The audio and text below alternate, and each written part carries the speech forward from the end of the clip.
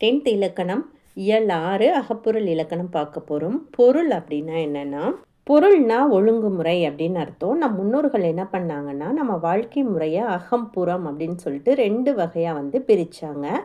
இதுனா பொருள் இலக்கணம் வந்து நமக்கு விளக்குது. ஓகேவா? பொருள் அப்படின்னா ஒழுங்குமுறை அப்படின்னு அர்த்தம். நம் முன்னோர்கள் வந்து பல்லாயிரம் ஆண்டுகளுக்கு முன்பாகவே வாழ்வியலை வந்து அகம் புறம் அப்படின்னு சொல்லிட்டு பிரித்தாங்க. இதனை வந்து நம்ம பொருள் இலக்கணம் வந்து விளக்குது. ஓகேவா? அகத்திணைனா என்னென்னா, அன்புடைய தலைவன் தலைவிக்கு இடையேயான உறவு நிலைகளை பற்றி விளக்குறதுக்கு பேர் தான் இந்த அகத்திணை அப்படின்னு சொல்லுவாங்க. ஓகேவா? அகத்திணை அப்படின்னா என்னென்னா, தலைவன் தலைவி இடையிலான உறவு நிலைகளை பற்றி சொல்கிறதுக்கு பேர் தான் இந்த அகத்திணை. அகத்திணைகள் வந்து 7 வகைப்படும். ஒன்று வந்து குறிஞ்சி, முல்லை, மருதம், நெய்தல், பாலை, கை, கிளை, பெரும் திணை ஆகிய 7ம் அகத்திணைகள் ஆகும். அகத்திணைகள் மொத்தம் 7 வரும். ஒன்று என்னென்னா, குறிஞ்சி, முல்லை, மருதம், நெய்தல், பாலை, கை, கிளை, பெருந்திணை ஆகிய 6ம் வந்து அகத்திணைகள். ஓகேவா? முதல் 5 வந்து நம்ம என்னன்னு சொல்லுவோம்னா, அன்பின் ஐந்திணைகள் அப்படின்னு சொல்லுவோம். ஓகேவா? குறிஞ்சி, முல்லை, மருதம், நெய்தல், பாலை 5ம் வந்து அன்பின் ஐந்திணைகள் அப்படின்னு சொல்லுவோம்.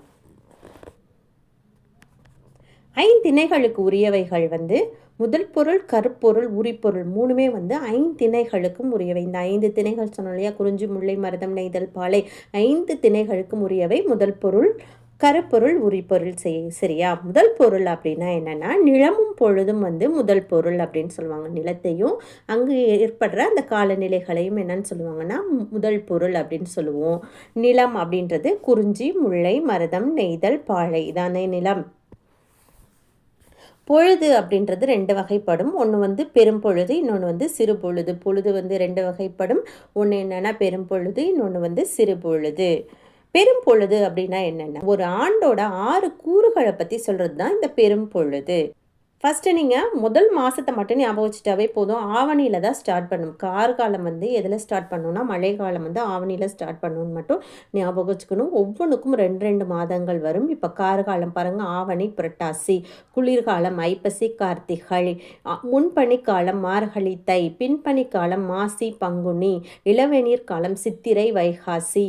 முதுவேநீர் காலம் ஆனி, ஆடி. ஓகேவா? மாதம் 2 மாதம். ஆவணி மாதம் தான் ஃபஸ்ட்டு ஞாபகம் வரும்னு ஞாபகம் வச்சுக்கிட்டிங்கனாவே கரெக்டாக வந்துடும். ஃபஸ்ட்டு பாருங்களேன், கார்காலம் மழைக்காலம். மழைக்காலம் முடிஞ்சோடனே நமக்கு என்ன காலம் வரும்? குளிர்காலம் தான் வரும். குளிர்காலம் முடிஞ்சோடனே என்ன பண்ணணும்? முன்பனிக்காலம் வரும், அப்புறம் பின்பனிக்காலம் வரும், அப்புறம் இளர்வேநீர், அப்புறம் முதுமையநீர். ஓகேவா? கார்காலம் அப்படின்றது ஆவணி, புரட்டாசி. குளிர்காலம்ன்றது ஐப்பசி, கார்த்திகை. முன்பனிக்காலம் மார்கழி, தை. பின்பனிக்காலம் மாசி, பங்குனி. இளவேநீர் காலம் சித்திரை, வைகாசி. முதுவேநீர் ஆனி, ஆடி. கார்காலம் ஆவணி, புரட்டாசியில் வந்து என்னன்னு சொல்கிறாங்க? மழை வந்துடும் அப்படின்னு சொல்கிறாங்க. குளிர்காலம் வந்து ஐப்பசி மாதமே நமக்கு குளிர ஆரம்பிச்சிரும். ஐப்பசி, கார்த்திகை வந்து குளிர்காலம். கார்த்திகை, மார்கழி, தை 3மே வந்து நம்ம குளிர்காலமாக ஃபீல் பண்ணுவோம்ல. ஆனால் அவங்க குளிர்காலம்னா ஐப்பசி, கார்த்திகை கொடுத்துருக்காங்க. முன்பனிக்காலம் சீக்கிரமே பனி பெய்ய ஆரம்பிக்கிறது வந்து மார்கழி, தையில் வந்து ரொம்ப சீக்கிரமே பனி பெய்ய ஆரம்பிச்சிருமா. பின்பனிக்காலம் வந்து கொஞ்சம் மார்னிங் வந்து பனியாக இருக்காது, அதுக்கப்புறமா நடராத்திரிலாம் பனி பெய்யுறது மாசி, பங்குனி. மார்ச் மாதம் ஈஸ்டருக்கெலாம் போயிருந்தீங்கன்னா தெரியும், அப்படியே ஒரு 12 மணி ஆனோன்னா பனி அப்படியே கொட்ட ஆரம்பிச்சிரும் இல்லையா? அதான் பின்பனிக்காலம். இளவேநீர் அப்படின்றது சித்திரை, வைகாசி. இளவேநீர் அப்படின்னா என்னென்னா, வசந்த காலத்துக்கும் கோடை காலத்துக்கும் இடைப்பட்ட பகுதியை தான் என்னன்னு சொல்லுவாங்கன்னா இளவேநீர் காலம் அப்படின்னு சொல்லுவாங்க. ஆனால் அந்த காலத்தில் நமக்கு ரொம்ப வெயில் அடிக்கும் இல்லையா? ஸ்ப்ரிங் சீசன்னு நம்ம மார்ச், ஏப்ரலில் தானே சொல்லுவோம் இங்கிலீஷில். இங்கே கொடுத்துருக்காங்க இளவேநீர் காலம் வந்து சித்திரை, வைகாசி. ஓகே. முதுவேநீர் வந்து ஆனி, ஆடி. முதுவேநீர்னா வெயில் காலம் அப்படின்னு அர்த்தம். ஓகேவா? இப்போது சிறு பொழுதுகள் கொடுத்துருக்காங்க பாருங்களேன். காலை அப்படின்றது 6 மணிலேருந்து 10 மணி வரலையும் உள்ளது தான் காலை. நண்பகல் மதியம் அப்படின்றது 10 to 2. ஏற்பாடுன்றது பிற்பகல் 2 மணி முதல் 6 மணி வரை. மாலை அப்படின்றது 6 மணிலேருந்து 10 மணி வரலையும். நம்ம 5 to 7 தானே மாலைன்னு நினைப்போம். ஆனால் மாலைன்றது 6 to 10. யாமம் நடுராத்திரி அப்படின்றது 10 to 2. வைகரைனா 2 மணி முதல் 6 மணி வரை. சூரியன் வரத்துக்கு முன்னாடி இருக்க டைம் தான் வந்து இந்த வைகரை அப்படின்னு சொல்லுவாங்க. ஏற்பாடு பாருங்களேன். எல் அப்படின்னா ஞாயிறு, பாடுனா மறையும் நேரம். ஏற்பாடுனா என்ன அர்த்தம்? எல் கூட்டல் பாடு. ஏற்பாடு சூரியன் மறையும் நேரம். ஓகேவா? இப்போ 5 நிலங்கள் இருக்கு இல்லையா? குறிஞ்சி, முல்லை, மருதம், நெய்தல், பாலை அப்படின்னு சொல்லிட்டு 5 நிலங்கள் இருக்கு இல்லையா? 5 நிலத்துக்கும் வந்து பொழுதுகள் ஒரே மாதிரி வருமானா? வராது. ஒவ்வொரு நிலத்திற்கும் பெரும்பொழுதும், சிறுபொழுதும் வந்து ஒன்று போல என்ன பண்ணாதுன்னா வராது. திணை கொடுத்துருக்காங்க பாருங்க. திணை 5 வகைப்படும்னு படிச்சோம் இல்லையா? குறிஞ்சி, முல்லை, மருதம், நெய்தல், பாலை. பெரும்பொழுது. இங்க என்ன பெரும்பொழுது இருக்கும்? இங்க என்ன சிறுபொழுது இருக்கும்னு கொடுத்துருக்காங்க. குறிஞ்சிக்கு வந்து குளிர்காலமும் முன்பனிக்காலமும். குறிஞ்சினா மழை தானே. மழை எப்படி இருக்கும்? ரொம்ப குளிராக இருக்கும்ல. ஊட்டி கொடைக்கானல்லாம் எப்படி இருக்கும்? ரொம்ப குளிராக இருக்கும். சீக்கிரமாக இருட்டிடும்ல. முன்னாடியே வந்து பனி பெய்ய ஆரம்பிச்சிரும். அது வந்து யாமம் நடுராத்திரியில் என்ன பண்ண முடியாது, அங்கே போகவே முடியாது. சாயந்தரம் ஆனாவே அங்கே நடுராத்திரி மாதிரி தான் இருக்கும். குறிஞ்சியில் வந்து ரொம்ப குளிராக இருக்கும். முன்னாடியே பனி பெய்ய ஆரம்பிச்சிரும். சீக்கிரமாகவே எப்படி இருக்கும், நைட்டு வந்துடும். யாமம் நடுராத்திரி வந்துடும், ஞாபகம் வச்சுக்கோங்க. முல்லை பாருங்க, கார்காலம். முல்லை காடு இருந்தாவே என்ன பண்ணும், எப்பவுமே மழை பெஞ்சிக்கிட்டே இருக்கும். ஈவினிங்கில் முல்லை நிலத்தில் எப்பவுமே மழை பெஞ்சிக்கிட்டே இருக்கும்.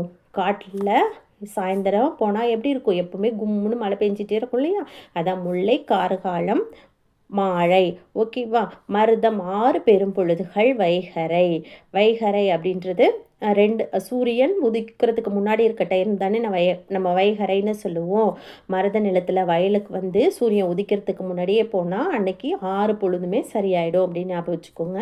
மருதத்தில் சூரியன் உதிக்கிறதுக்கு முன்னாடியே போனால் அன்னைக்கு பொழுதே சரியாயிடும் அப்படின்னு ஞாபகம் வச்சுக்கோங்க. அடுத்து நெய்தல். நெய்தலும் அப்படிதான். சூரியன் மறையறதுக்குள்ளவே நாள் சாயந்தரம் சூரியன் மறையறதுக்குள்ளே 2 to 6 மணிக்குள்ளே போனாங்கன்னா மறுநாள் பொழுதே சரியானதாக என்ன கிடைக்கும், மீன் கிடைக்கும் அப்படின்னு ஞாபகம் வச்சுக்கோங்க. நெய்தல்னா 6 பெரும்பொழுதுகள் ஏற்பாடு. ஓகேவா? அடுத்தது பாருங்க, பாலை. இளவேநீர், முதுவேநீர், பின்பனி. இளவேநீர், முதுவேநீர், பின்பனி. இது வந்து நண்பகல். ஓகேவா? நண்பகலில் வந்து இளையவங்களாக இருந்தாலும் முதியவங்களாக இருந்தாலும் பாலை நிலத்துக்கு போனோன்னா பின்னங்கால் பொருடி அடிக்க ஓடி வரணும்னு ஞாபகம் வச்சுக்கோங்க. திணை பெரும்பொழுது சிறுபொழுது. குறிஞ்சி வந்து குளிர்காலம் முன்பனிக்காலம், அங்கே யாமம். 2வது முல்லை கார்காலம் மாழை. மருதம் 6 பெரும்பொழுதுகள் வைகறை.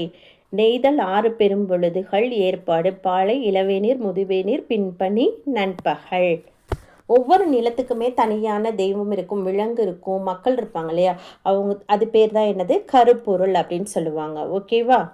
இங்கே ஒரு அட்டவணை கொடுத்துருக்காங்க பாருங்க. ஒவ்வொரு நிலத்துக்குமே தெய்வம், மக்கள், உணவு, விலங்கு, பூ, மரம், பறவை, ஊர், நீர், பறை, யாழ், பண், தொழில் இதெல்லாம் தனித்தனியாக கொடுத்துருக்காங்க பாருங்க. இப்போ நான் ஏற்கனவே சொல்ல மிஸ் பண்ணிட்டேன், கேட்டுக்கோங்க. குறிஞ்சின்றது மழையும் மலை சார்ந்த இடமும், முல்லைன்றது காடும் காடு சார்ந்த இடமும், மருதம்னா வயலும் வயல் சார்ந்த இடமும், நெய்தல்னா கடலும் கடல் சார்ந்த இடமும், பாலைன்றது சுரமும் சுரம் சார்ந்த இடமும். ஓகே, குறிஞ்சினா மலை. அது கொழிமலையாக இருக்கலாம், ஏற்காடு மலையாக இருக்கலாம், அல்லது வந்து ஊட்டி கொடைக்கானல் இது போன்ற மலை தான் வந்து குறிஞ்சி. ஓகேவா? குறிஞ்சி நில மக்கள் எங்கே வாழ்வாங்க, மலைகளில் வாழ்கிறவங்க தான் குறிஞ்சி நில மக்கள். அடுத்தது பாருங்க, முல்லை. காடும் காடு சார்ந்த இடங்களும். மலைக்கு கீழே என்ன இருக்கும், காடுகள் தானே இருக்கும். அந்த காட்டில் வாழ்கிற மக்கள் தான் வந்து முல்லை நில மக்கள். மருதம் அப்படின்றது நம்ம எல்லாரும் தான். நம்ம எல்லாரும் வயல்வெளிகளில் தானே வாழ்கிறோம். வயலும் வயல் சார்ந்த இடமும் மருதம். நெய்தல் அப்படின்றது கடலும் கடல் சார்ந்த இடமும்.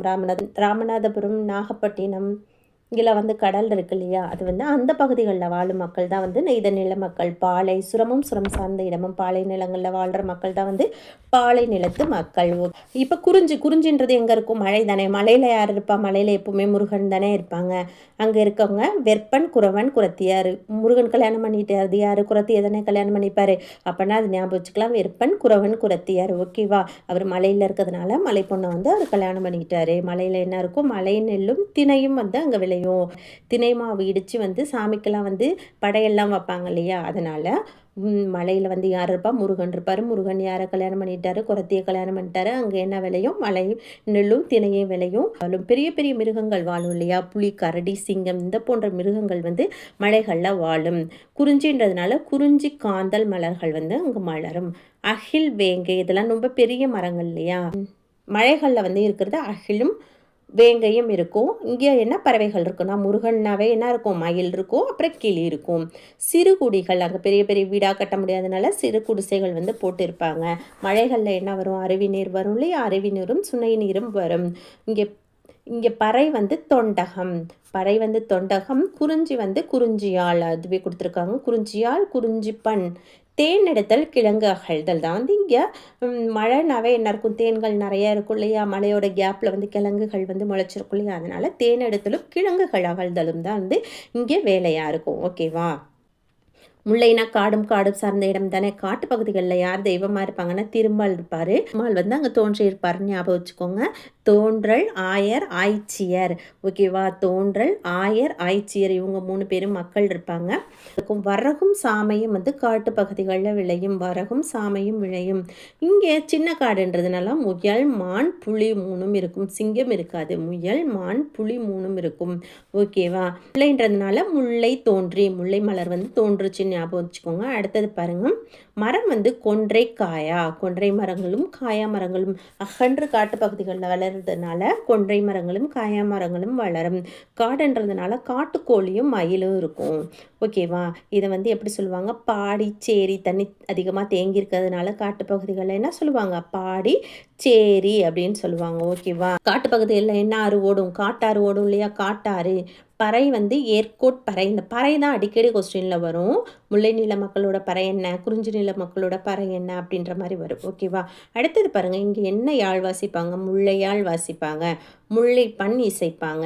ஏறு தழுவுதல், நிறை மேய்த்தல். காடு இருக்கிறதுனால நிறைய மாடுகள் வந்து அவங்க வளர்க்குறதுனால அந்த மாட்டை வந்து இது பண்ணி ஏறு தழுவுதலும் நிறை மேய்த்தலும் ஆடு மாடு மேய்க்கிறதும் அவங்க தொழிலாக மேற்கொள்வாங்க. அடுத்தது வந்து மருதம். மருத நிலத்தோட தெய்வம் வந்து யார், இந்திரன். இங்கே வந்து ஊரன், உழவர், உலத்தியார். உழவர்கள் தானே. மருத நில மக்களை என்னன்னு சொல்லுவோம், விவசாயம் பண்ணுறவங்கள உழவர் அப்படின்னு தானே சொல்லுவோம். ஊரன், உழவன், உலத்தியார். அடுத்தது வந்து சென்னல், வெண்ணெல். இங்கே வந்து சென்னலும் வெண்ணெலும் நம்ம சாப்பிட்ற நெல்லும் அப்புறம் சென்னல் சகப்பரிசியும் வந்து விளைய பண்ணுறாங்க. இங்கே வந்து எருமையும் நீர் நாயும் இருக்கும். எருமை மாடுகள் வந்து முன்னாடி நிறைய வச்சுருப்பாங்க பல வீடுகளில். பூ வந்து செங்கழு நீர் தாமரை. அடுத்தது மரம் வந்து காஞ்சி மரமும் மருத மரமும் அதிகமாக இருக்கும்.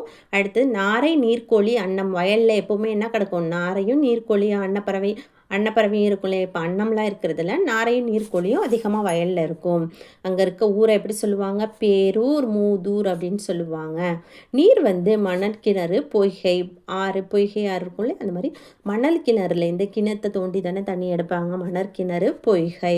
ஓகேவா. பறை வந்து மணமுள்ளா, நெல்லரி கிணை.